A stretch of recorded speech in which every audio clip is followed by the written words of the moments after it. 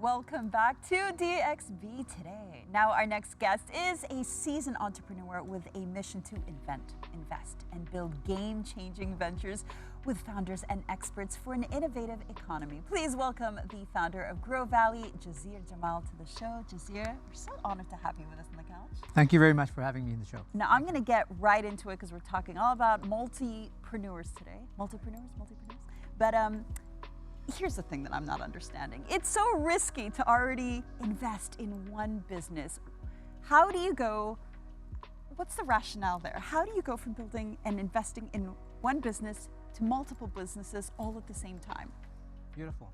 Well, this is a question that I get asked every single time. And we say that the venture studios is a model where you de-risk businesses, you de-risk investments, you de-risk talents. The point is this: every business that you start, you need a team, you need investment, you need infrastructure, you need ideas, you need network and so on. What about creating a shared team where you can create multiple ventures at the same time by democratizing one team? This is the unique model of venture studios. Basically, it's one investment model being spread out to 4 or 5 ventures at the same time. So you're sharing the resources, That's absolutely correct. Okay. And the second is that you are able to hire some of the top resources and share them between each. Instead of hiring some minuscule intern, junior guys for each startups, and then burning your cost and you're figuring out after 18 months it doesn't work. Now, what happens in the venture studio, they don't get to see the daylight until we validate it in the studio. So it's literally like a film studio where you have directors, producers, cameras, you have every single thing that's in the house.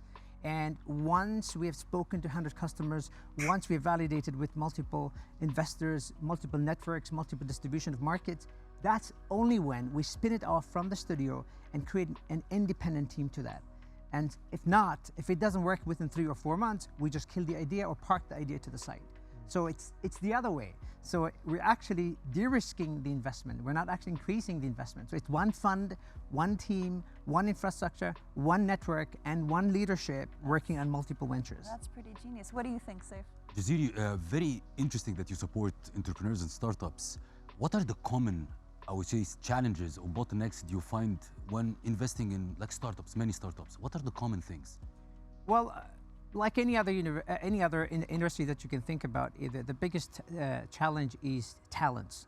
So that's why we invented 2 kinds of models inside our studio. So one is the camp and build model, and then the buy and build model. So the camp and build is like we have a camping program where it's every 3 months we onboard 5 startup teams to come and work with us, and then they come to work with us, our studio, and once one of them or 2 of them or 3 of them is successful, then we take them on board to the studio and we scale them up. That's one model. So this way we're eradicating the challenge of talents and founders, because you want people who have skin in the game, not people who are hired for salaries. So the way we work is that we have a studio team, we have a founding team, and we have an expert team. So the expert teams are the industry experts, ex-co-founders, serial entrepreneurs, and then you have the founding team, which is the co-founders or the founders or whoever he brings with him.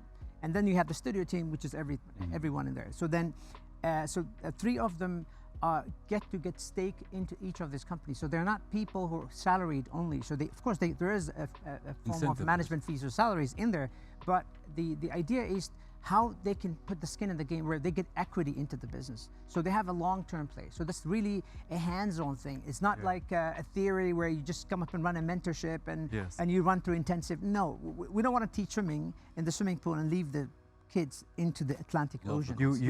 We want to teach them how to swim and swim along and making sure they can swim along the Atlantic. Yeah, so they can get to the end point. There you go. I wanted to ask, because you mentioned serial entrepreneurs, what is the difference between parallel and serial entrepreneurship? So this is the beauty. So serial entrepreneurs, they go build a venture, which they work their full life on 5 to 10 years on this, or if they're building a unicorn, 10 to 20 years. Yeah. And if it's a decent size, at least 5 years. So you don't get to see an exit until you see 3 to 5 years. And then once they exit, they go to the next one. So that's serial. So that's like series, While the parallel entrepreneur, he risks himself to start multiple ventures at the same time, and whichever succeeds goes front. So it's parallel, literally. So it's so you're de-risking yourself, you're de-risking your time, because most of these entrepreneurs are like architects. We love to build, we love ideas. You know what, I like that idea, I like this idea. You know what, I was looking at the iPad here and I said, you know what, maybe we should create a unique platform for TV presenters to have an AI base where you can start to think and it's everything, it comes up at a glimpse. So this is how entrepreneurs like ourselves. But how is focus with this thing? I Like know, if how you many wanna- tabs do you yeah, have open in your exactly. brain? I How, agree. how Well, do you now manage sleep at night. focus? So no idea get to see the daylight until we find a founding team. That's the number one thing. So we go find, so we have a matchmaking a model where we go and find people, founders who have a similar passion, bring them on board and start to build it. So the way we build as a studio team, we don't sit in the business, we sit on the business. So if you go into business, then you lose focus because you can only focus one or two. You can't focus on 5 or 10.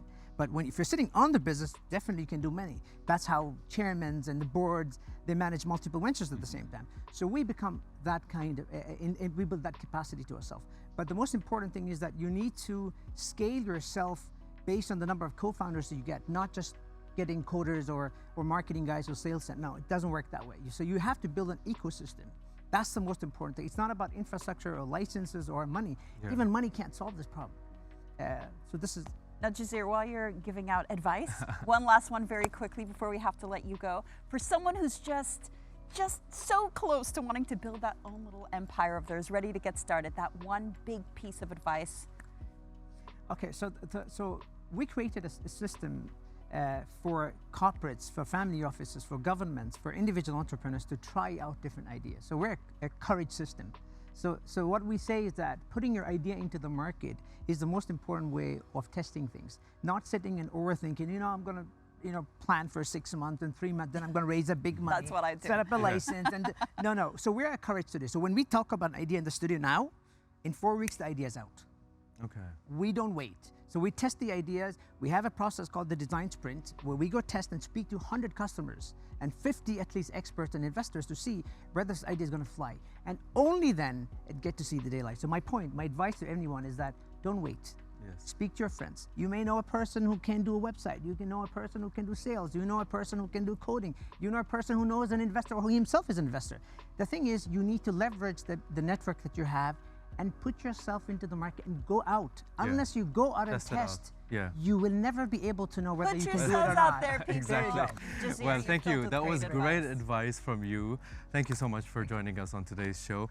Now, recently we had Yo Yo Honey Singh in our studios. So we went and found that he was filming a music video at the City Walk in Dubai. We sent a team down there to catch some exclusive VTS and have a little sit down with the man himself. So check it out.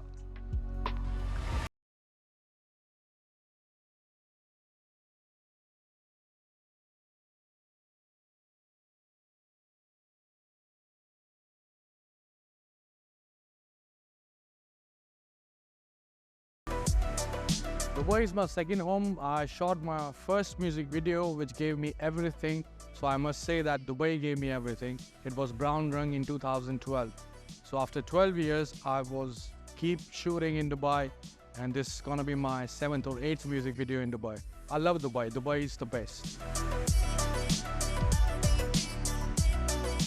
Driving me is always inspiration. My people, my audience is my inspiration. And I observe them, I observe everybody throughout. I got a long journey. Some of the people doesn't know what's my real journey. Soon it's coming up in a documentary which you're gonna witness very soon. And I'm just struggling back again to get back to my best form. Everybody gives and leaves some impact on everybody. So I don't want to say that I'm an influence to lots of people. Lots of people are my influence, and I get ideas from lots of people. Either you say old school artist or new school artist, and I just listen to worldwide music. I just travel all the world, observe people, be with people. So that's what it is.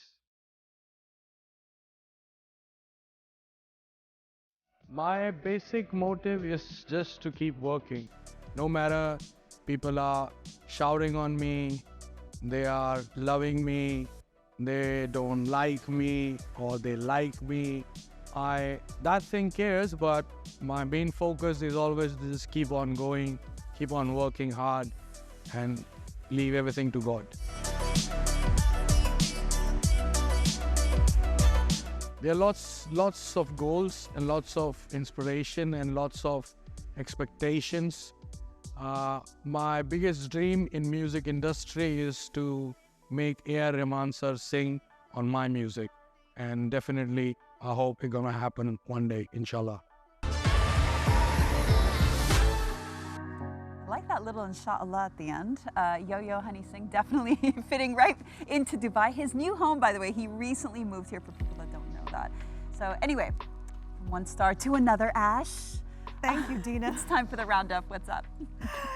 Yes, it is time for the roundup. Now, Dubai, Canada and Ireland recently emerged as the top destinations for young entrepreneurs to establish startups.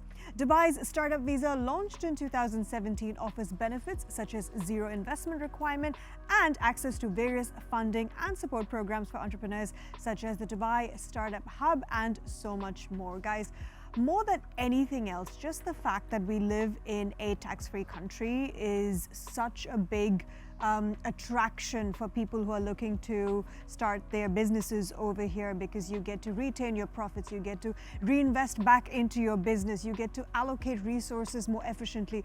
More than anything else, just the burden of not having to pay those heavy taxes is such an attractive quality. Do you agree with me, Saif? 100%. And the best thing about UAE and Dubai is the ecosystem that they created to support all this. It's very hard in different places in the world. You find that the government is supporting, the corporate is supporting, the accelerator incubators are available, foreign investments are coming in. This whole ecosystem supports entrepreneurs. So, and the economy, 100% I think depends on entrepreneurs. it makes it easier as well for people to actually come up and talk about their ideas, because there's so many people that are willing to invest in Absolutely, all these ideas. But you know what else? I think Dubai leads by example. The royal family here are so forward thinking. I mean, all their ideas are so futuristic. They're such risk takers. They had a vision and they brought it to life. So Dubai, just by mere existence, was an investment that came to life. So I think just coming here, there's an energy in the air, and I think it's no surprise that there's so many businesses from all over the world, so many entrepreneurs who come here, and we know the story. Everyone comes here for 1 year.